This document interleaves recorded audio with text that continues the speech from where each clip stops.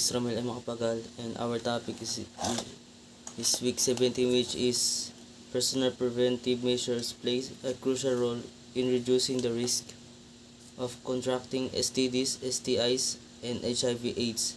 Here are some preventive measures individuals can take. Number one, abstinence or mutual monogamy. So, refraining from sexual activity is the most effective way to prevent STDs and HIV.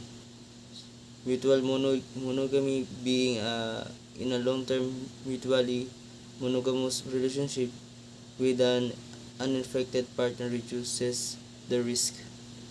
Number two, use condom. Consistent and correct use of condoms during vaginal, anal, and oral sex can significantly reduce the risk of STDs and HIV transmissions. Number three, regular testing. Getting tested regularly for STD, HIV, especially if sexually active or engaging in high-risk behavior, promotes early detection and treatment. Number four, vaccinations.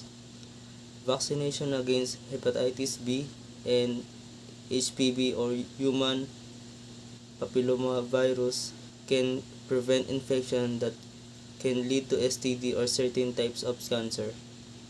Number five, communication and education. Open communication with sexual partner about sexual health, STD history, and testing can help make informed decisions.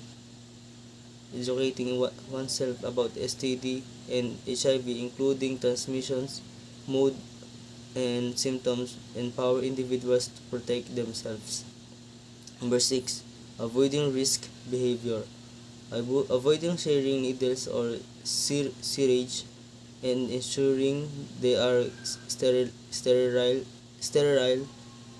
if required for medical reason.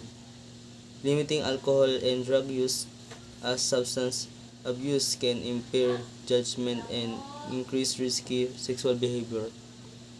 Number seven, pre-exposure prophylaxis.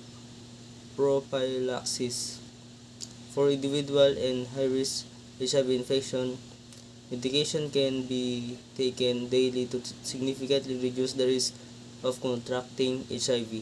Number eight, post-exposure prophylaxis or PEP is an emergency mitigation regimen that can prevent HIV infection if started within 72 hours or potential exposure.